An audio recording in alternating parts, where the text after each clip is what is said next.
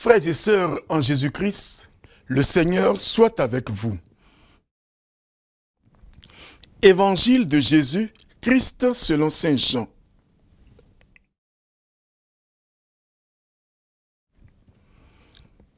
Chapitre 7, verset 2, verset 30.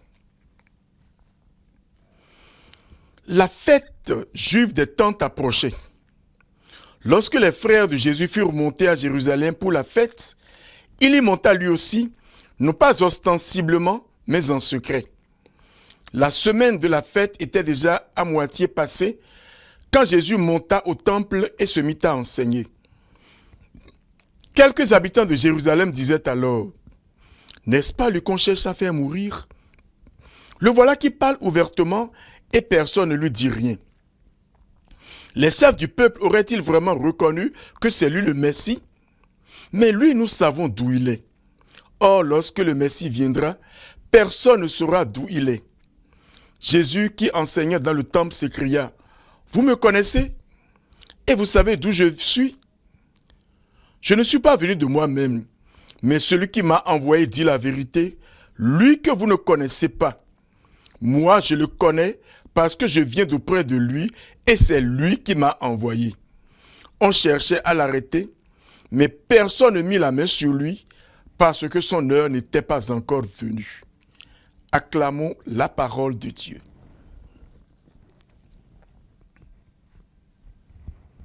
L'heure de Jésus. L'heure de Jésus est une question très importante pour saint Jean. L'heure de Jésus est un thème très important pour saint Jean. L'heure de Jésus, c'est d'abord l'heure de sa mort et de sa résurrection. Et rien ne pouvait arriver avant cette heure. C'est l'heure où Jésus rejoint son Père. Toute la vie terrestre de Jésus est orientée vers cette heure. Et rien ne peut se faire avant cette heure. Jésus ne pouvait pas être arrêté avant cette heure. Il ne pouvait pas être tué avant cette heure. Cette expérience spirituelle de Jésus peut être aussi la nôtre. Sans tomber dans le fatalisme, le chrétien est invité à se convaincre au jour le jour que rien ne peut lui arriver si l'heure de Dieu n'a pas sonné. Combien de cas d'accidents n'avons pas vus où les voitures étaient entièrement cabossées et on entend dire que ceux qui étaient dedans en sont sortis vivants. C'est tout simplement parce que leur heure n'avait pas encore sonné. Le chrétien est invité donc à faire confiance au Seigneur, à avancer sereinement. C'est vrai, la confiance au Seigneur ne supprime pas et n'annule pas la responsabilité personnelle.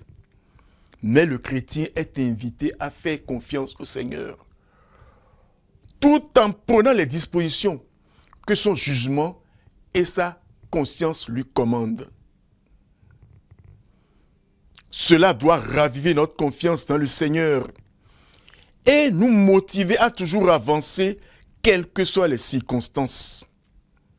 Mais pour que cela soit possible, le chrétien est invité à renouveler chaque jour sa confiance en Dieu.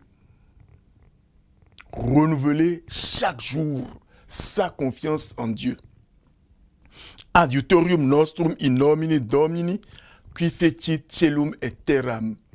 Notre secours est dans le nom du Seigneur qui a fait le ciel et la terre. Le Seigneur nous donne au quotidien la grâce de cette espérance. Le Seigneur soit avec vous. Que Dieu Tout-Puissant vous bénisse, le Père, le Fils et le Saint-Esprit. Bénissons le Seigneur, nous rendons grâce à Dieu.